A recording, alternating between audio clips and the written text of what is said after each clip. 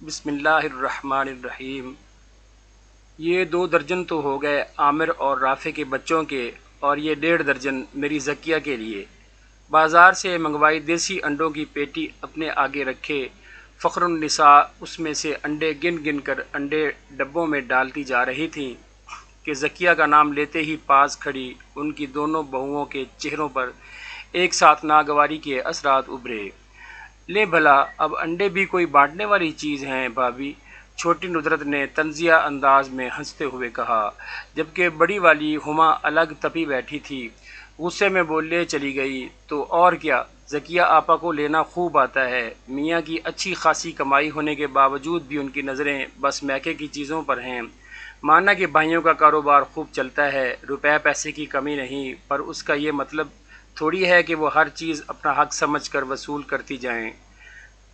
Kitchen میں سبزی کاٹنے کے ساتھ ساتھ یہ دیورانی اور جیٹھانی سرگوشیوں میں اپنے دل کا غبار نکالنے میں بھی محو تھیں کہ ساس کو کچن کی طرف آتے دیکھ کر خاموش ہو گئیں۔ ہما بیٹا، آج گوشت ذرا زیادہ چڑھا لینا، شام میں زکیہ آ رہی ہے ہماری طرف۔ فخر النساء نے آ کر خوشی خوشی انہیں بھی اطلاع دی۔ مہینہ بھر تو ہو چلا تھا اسے میکے کا چکر لگائے، آج آنا چاہ رہی تھی تو میں نے کہا پھر رات کا کھانا تم سب ادھر ہی کھانا۔ ہما تم اچھا سا سالن بنا لو، میں گڑ والے چاول پکا لوں گی، زکیہ شوق سے کھاتی ہے۔ اور ہاں ندرت بیٹا، تم رافع کو فون کر دو، رات دکان سے آتے ہوئے بروسٹ بھی لیتا آئے۔ جی اماں، ابھی کہے دیتی ہوں، ساس کے کہنے پر ندرت نے احتراماً جواب دیا اور فون کرنے چلی گئی۔ بہوؤں کو کھانے سے متعلق ہدایات دینے کے بعد فخر النساء تو واپس اپنے کمرے کی جانب لوٹ گئیں۔ ہما اور ندرت ابھی دیسی انڈوں کی قربانی کا غم ہی نہ بھول پائی تھیں کہ اوپر سے ساس صاحبہ نے زکیہ آپا کی آمد کا اعلان کر کے انہیں مزید دہلا دیا۔ ندرت، میرے تو کان پک گئے ہیں یہ ہر وقت کا زکیہ نامہ سن سن کر۔ بیزاری کی آخر حدوں کو چھوتی ہما بولی تو ندرت اپنے خیالات کا اظہار کرنے میں پیچھے کیوں رہتی؟ بھابھی، یہ ہم بہوؤں کا ہی حوصلہ ہے جو ہماری ساس ہمارے ہی پیسوں سے اپنی بیٹی کو نوازے جاتی ہیں، اور آگے سے بجائے احتجاج کرنے کے الٹا ہم سر تسلیم خم کیے دیتی ہیں۔ ادھر ایک میری امی ہیں، کیا مجال ان کی جو اپنی بہو کے سامنے ایک چونی بھی پکڑا دیں۔ انہوں نے جو دینا ہوتا ہے بس چپکے سے میری مٹھی میں دبا دیں گی، لیکن ادھر پہلے زکیہ آپا پھر اور کوئی، کہ تم بالکل ٹھیک کہہ رہی ہو، کیونکہ میری امی بھی کچھ ایسا ہی کرتی ہیں۔ ندرت کی باتوں پر سر ہلا کر اتفاق کرتی ہما کہہ رہی تھی، سوال ہی پیدا نہیں ہوتا کہ عید بقر عید کے علاوہ کبھی بھابھی ہمیں کبھی کھانے پر بلائیں۔ جب چلے جاؤ دال سبزی گھر میں پکی ہو وہی آگے لا رکھیں گی، وہاں باہر سے منگوانے کا ایسا کچھ تردد نہیں ہوگا۔ اور ہمارے سسرال میں ہر تیسرے ہفتے نان صاحبہ کے لیے پرتکلف دعوت کی جاتی ہے۔ زکیہ آپا جب رات کو آئیں تو بھتیجے بھتیجیوں کے لیے بہت ساری آئس کریم بھی لیتی آئیں۔ کھانے کے بعد اپنی اپنی پسند کا فلیور پکڑے آئس کریم کھاتی بچہ پارٹی کی خوشی دیدنی تھی۔ گھر واپس جاتے ہوئے اماں کے پاس دیسی انڈوں کا ڈبہ دیکھ کر ان کی تو آنکھیں ہی چمک اٹھیں۔ ارے واہ، دیسی انڈے، میری پسندیدہ کہہ کر جھٹ اماں کے ہاتھ سے وہ ڈبہ لے لیا اور چلتی بنی۔ ان کی یہ حرکت بھلا دونوں بھابھیوں سے کیوں کر چھپی رہ سکتی تھی؟ اف میرے اللہ، ندرت کتنے مہنگے ہوں گے یہ انڈے! آپا نے تو یوں خوشی کا اظہار کیا جیسے انہیں دیسی نہیں بلکہ سونے کے انڈے مل رہے ہیں۔ وہی تو میں سوچ رہی ہوں بھابھی، بندہ جھوٹے منہ ہی کہہ دیتا ہے کہ اماں رہنے دیں، میرے بھتیجے بھتیجیوں کو کھلا دیں، مگر توبہ کریں جی، یہاں انکار تو ہے ہی نہیں۔ رات کے کھانے کے بعد کچن سمیٹتے ہوئے ان دونوں کا زکیہ آپا پر دھواں دھار تبصرہ جاری تھا۔ میرے بچوں، دل لگا کر پڑھا کرو، اب دیکھو نا، تمہاری پھوپھو کو پہلے 5ویں جماعت میں وظیفہ ملا، اس کے بعد 8ویں میں بھی، اور پھر میٹرک کے امتحان میں تو میری زکیہ کے پورے ضلع میں دوسری پوزیشن آئی تھی۔ اخباروں میں اس کے نام کے ساتھ تصویریں لگیں، زکیہ ولد عبد المعیز دوم پوزیشن۔ اس کے دادا بہشتی تو گھر پر ہی حلوائی بٹھا لیا تھا اور منوں کے حساب سے مٹھائی بانٹی گئی تھی۔ بچوں کی عادت تھی کہ ہر ہفتے کی رات وہ لازماً دادی سے کہانی سن کے سویا کرتے۔ آج بھی وہ سب مل کر ان کے بستر میں آن گھسے تھے۔ انہیں نیک دل شہزادی اور ظالم جن کی کہانی سناتے سناتے فخر النساء نے کب کہانی کا رخ زکیہ آپا کی طرف موڑ لیا تھا کہ اماں کے لیے دودھ کا گلاس لاتی ندرت یہ ذکر سن کر وہیں باہر سے پلٹ آئی۔ کیوں بھائی، کیا ہوا، دودھ واپس لے آئی ہو؟ ہما اس سے پوچھنے لگی۔ اندر ساس صاحبہ تو بچوں کو کہانی سنانے کے بجائے ان کی ذکیہ پھوپھو کی قابلیت کی داستانیں کھولے بیٹھی ہیں، اور میرا کم از کم اس وقت یہ سب سننے کا بالکل بھی موڈ نہیں ہے۔ بھابھی میں اپنے کمرے میں جا رہی ہوں، آپ کسی بچے کو بلوا کر اماں کو دودھ بھجوا دیں۔ گلاس میز پر رکھ کر کمرے کی جانب جاتی ہوئی ندرت اس وقت ہما کو بے حد جنجلائی سی نظر آئی۔ یہ اماں بھی نہ بیٹی کی تعریف بگھارنے کا کوئی بھی موقع ہاتھ سے جانے نہیں دیتی۔ جب دیکھو ایک ہی بات، یہ سوچے بغیر کہ اگلا بندہ چڑ بھی سکتا ہے، ندرت کے لیے دل میں ہمدردی کے جذبات لیے ہما منہ میں بڑبڑانے لگی۔ دادی کیا ہماری پھوپھو پڑھائی میں بہت نالائق تھیں؟ اندر ندرت کی ہی بیٹی فریال دادی سے پوچھ رہی تھیں۔ تو ہاں نا، تمہاری پھوپھو پڑھائی میں بڑی ہی اچھی تھی، پورے خاندان میں سب سے ذہین وہی تو تھی۔ بچوں کو یہ سب بتاتے ہوئے فخر النساء کا سر فخر سے تن گیا۔ پھر تو دادی میں بھی ذکیہ پھوپھو کی طرح خوب سارا پڑھوں گی، بورڈ میں پوزیشن لوں گی۔ ننھی سی فریال کے بہت بڑے ارادے پر تو دادی کو بے تحاشا پیار آ گیا اور اسے چوم کر بولیں، شاباش میری بچی، اپنے ماں باپ کے لیے باعث فخر بنو، اور کوئی بھی ایسا غلط کام جس سے انہیں ندامت اٹھانا پڑے اس سے کوسوں دور رہو۔ فخر النساء کے ایک بھائی محکمہ فشریز میں آفیسر تھے۔ اس بار سردیوں میں انہوں نے بہن کو ڈھیر ساری مچھلی بھجوائی۔ دونوں بہوؤں کے ساتھ مل کر مچھلی صاف کرنے کے دوران حسب عادت اس میں سے بیٹی کا حصہ نکالنا نہ بھولی تھیں۔ چنانچہ 5 دانے ذکیہ کے ہیں، لو بھائی لڑکیوں ساری مچھلی دھو کے چھلنی میں رکھو، میں اتنی دیر میں واپس آ کے اسے مسالہ لگاتی ہوں، پہلے ذکیہ کو بھی پکڑا آؤں۔ انہیں تاکید کر کے باہر جاتی ہوئی وہ نہ جانے کیا سوچ کر گئیں اور گویا ہوئیں۔ اپنے گھر میں بے شک اچھے سے اچھا کھاتی پکاتی ہے ذکیہ، کیا کروں، ماں ہوں نا، اسے دیے بنا رہ نہیں پاتی۔ سچ کہوں تو وہ اس گھر اور سب بڑے بچوں کے لیے اتنی دعائیں کرتی ہے کہ مجھے تو لگتا ہے کہ یہ اس کی دعائیں ہی ہیں جو اللہ نے ہمیں رزق و مال کی فراوانی عطا کر رکھی ہے۔ ہما اور ندرت فرما برداری سے ساس کی باتیں سن رہی تھیں۔ پتہ ہے تمہارے سسر بہشتی کہا کرتے تھے کہ ہماری ذکیہ بڑے بختوں والی ہے، جب سے پیدا ہوئی ہے ہمارے گھر میں خوشحالی ہے، اور جس روز سے بیاہ کر سسرال گئی ہے اس کا میاں لاکھوں میں کھیل رہا ہے۔ اللہ پاک نے بڑے رنگ لگا رکھے ہیں میری ذکیہ کو۔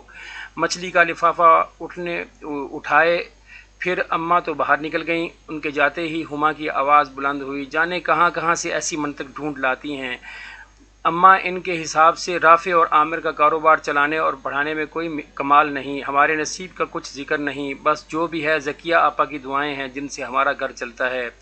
بھابھی لے لیں وہ بھی جو لینا ہے، جب تک اماں کی زندگی ہے کر لیں عیاشیاں، اڑائیں دعوتیں، بعد میں ہم نے کون سا انہیں پوچھنا ہے، کیوں ہمارے بچے نہیں ہیں کیا، ان کا کچھ نہیں سوچنا، ساری زندگی آپا کا گھر ہی تو نہیں بھرنا۔ ہما کے بعد ندرت نے بھی دل کی بھڑاس نکالنے میں دیر نہ کی، اور پھر گزرتے وقت کے ساتھ جب فخر النساء کا انتقال ہو گیا تو ایک بیٹی کی حیثیت سے ذکیہ آپا نے بھی اپنی ماں کے جانے کا بڑا صدمہ لیا۔ ان کے چہلم تک باقاعدگی سے آ کر وہ انہی کے کمرے میں ہی بیٹھ کر قرآن پڑھا کرتیں۔ اس کے بعد تو انہوں نے آنا بالکل کم کر دیا، کچھ بھابھیوں کے سرد رویے کی وجہ سے بھی وہ پیچھے ہٹتی چلی گئیں۔ ادھر ساس کا چہلم گزرا نہیں، ادھر ندرت کے مشورے سے ہما نے ان کے کمرے کا سارا سامان اٹھوا کر اسٹور میں جا رکھوایا اور اس کمرے کو بچوں کے لیے سیٹ کر کے اماں کی ہر نشانی اور یاد کو مٹانے میں ذرا بھی تاخیر نہ کی۔ ذکیہ آپا کو اس بات کا اتنا دکھ ہوا وہ زبان سے تو اس کا اظہار نہ کر پائیں، مگر جب بھی وہ گھڑی پل کے لیے بچوں سے ملنے آتیں تو اماں کے کمرے کی طرف دیکھ کر چپکے سے آنسو بہا لیا کرتیں۔ انہیں اس کیفیت میں مبتلا دیکھ کر ہما اور ندرت فاتحانہ مسرور ہوا کرتیں۔ عامر اور رافع نے بہن کے ساتھ روا رکھے گئے سلوک پر اپنی بیویوں کو منع کرنا چاہا، لیکن اس معاملے میں وہ بھی ان کے آگے بے بس نظر آئے۔ ساس کی وفات کے بعد پہلی عید تو اسی طرح سوگ میں گزر گئی۔ یہ دوسری عید آ رہی تھی، ابھی بھی بازار سے لوٹی ہما ندرت کو اپنی عید کی شاپنگ دکھا رہی تھی۔ بھابھی کیا زبردست کلر اور ایمبرائڈری ہے اس سوٹ کی، مجھے خود بھی اس برانڈ کے کپڑے بڑے پسند ہیں۔ ندرت کی تعریف پر وہ خوش تو ہوئی لیکن بعد میں کچھ پریشان سی ہو کر اسے بتانے لگی، سچ بتاؤں تو ندرت پہلے عامر پیسے ہی نہیں دے رہے تھے، تمہیں پتہ تو ہے کہ آج کل ان کا کاروبار کس قدر ڈاؤن ہے، سمجھ میں نہیں آتا، دن بدن پیچھے ہی جاتے جا رہے ہیں، مگر پھر نہ جانے ان کے دل میں کیا سمائی کہ مجھے پیسے دے کر کہنے لگے کہ جاؤ اور اس میں سے اپنا اور ذکیہ آپا کا جوڑا لے آؤ۔ اپنے بچوں کے کپڑوں کے لیے تو میں نے 2 ماہ پہلے جو میری کمیٹی نکلی تھی وہ سنبھال کے رکھی ہوئی تھی، اس میں سے خرید کر لائی ہوں، اور یہ رہا ذکیہ آپا کا سوٹ، کپڑے کی عام دکان سے خریدا گیا، معمولی سے پرنٹ اور رنگ والا سستا سوٹ نکال کر وہ ندرت کو دکھانے لگی۔ یہ کون سا سستا ہے، پورے 1200 روپے میں آیا ہے، کوئی آپا ہمارے جوڑے پر ہی تو نہیں بیٹھی ہوئی؟ میں نے تو قرض پورا کرنا تھا سو کر دیا، جب حالات اچھے ہوں گے تب دیکھا جائے گا، ابھی تو ان کے دونوں بچوں کو عیدی بھی دینی ہے۔ بھابھی بہترین سوٹ ہے، بالکل ٹھیک کیا ہے آپ نے، ویسے بھی ہماری ساس بیٹی کے سارے چو پورے کر کے گئی ہیں، اب یہ اصول ہم پر ہرگز نہ چلے گا، اور نہ بھی میں تو کوئی جوڑا وغیرہ نہیں لینا آپا کا۔ رافع خود کاروبار نہ چلنے کی وجہ سے پریشان ہیں، مجھے اور بچوں کو کپڑے لے دیے ہیں، یہی کافی ہے، ان کے بچوں کو 200 روپے عیدی پکڑا دوں گی، اگر وہ عید پر ملنے آئے تو لگے ہاتھوں۔ ندرت نے جٹھانی کو اپنے ارادے سے بھی باخبر کر دیا۔ عید کے روز سپہر میں جب ذکیہ آپا عید ملنے آئیں تو دونوں بھابھیوں کے منہ اس وقت یہ دیکھ کر کھلے کے کھلے ہی رہ گئے، کیونکہ انہوں نے ہما کا دیا وہی بیکار سا سوٹ سلوا کر پہن رکھا تھا۔ کہنے لگیں حسن نے تو عید کے تینوں دن کے لیے میرے پسندیدہ برانڈز کے کڑھائی والے سوٹ دلوائے ہیں، لیکن میں نے کہا کچھ بھی ہو، آج عید کے روز میں اپنے میکے سے آیا ہوا جوڑا ہی پہنوں گی، حسن آپ والے عید کے اگلے دن پہن لوں گی۔ وہ بول رہی تھیں اور شرمندگی اور ندامت کے گڑھوں میں گرتی ہما اور ندرت، جنہیں کہیں منہ چھپانے کو جگہ نہیں مل رہی تھی۔ ذکیہ آپا خالی ہاتھ نہیں آئی تھی، کیک، مٹھائی، بچوں کے لیے کھلونے اور عیدی کے ساتھ ساتھ ہما اور ندرت کے لیے بھی اپنے جیسے ہی شاندار کڑھائی والے سوٹ لائی تھیں۔ ارے آپا، یہ اتنا سب کچھ کس لیے؟ ہم نے آپ کو دینا ہے، لینا ہرگز نہیں۔ عامر اور رافع نے انہیں منع کرنا چاہا تو وہ مصنوعی ناراضی سے بولیں، میں تم دونوں سے بڑی ہوں اور بڑوں کو انکار نہیں کرتے، جب تک اماں ابا زندہ تھے تو میں بھی چھوٹی بنی رہی، اماں جو کچھ دیا کرتی میں خوشی خوشی پکڑ لیا کرتی، مگر اب تو نہیں ہیں۔ ماں کو یاد کر کے ان کی آنکھوں کے گوشے بھیگ گئے۔ اللہ میرے میکے کو شاد رکھے، بڑی بہن ماں کے برابر ہوتی ہے، اس ناطے سے میرا فرض بنتا ہے کہ میں تم سب کا خیال رکھوں۔ اس دوران ہما اور ندرت کی حالت کا تو کاٹو تو لہو نہیں کے مصداق تھی۔ ذکیہ آپا کی اعلیٰ ظرفی کے آگے ان دونوں کی پست ذہنیت کا بت پاش پاش ہو گیا۔ اماں بلا وجہ ہی اپنی بیٹی کی تسبیح نہیں پڑھا کرتی تھیں، آج یہ حقیقت بھی ان پر اچھی طرح آشکار ہو گئی۔ ذکیہ آپا سچ میں بڑے بختوں والی تھی، ہوس و حسرت سے مبرہ، سراپا شفقت، جنہیں نہ تو کل کوئی لالچ تھا اور نہ ہی آج، انہیں صرف عزیز تھا تو اپنے میکے کا مان، جس کی سلامتی کے لیے وہ بے لوث دعا گو رہا کرتی تھیں، اور اس بات کو انہوں نے اپنے کردار و عمل سے ثابت کر کے دکھایا۔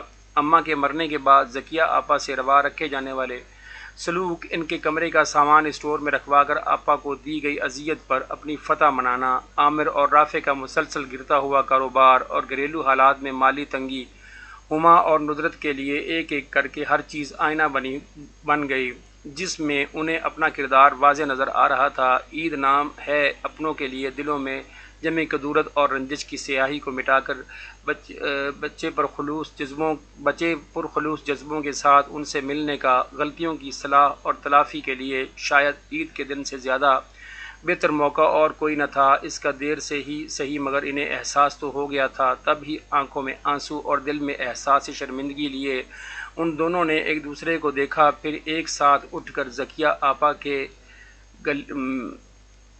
گلے جا لگیں۔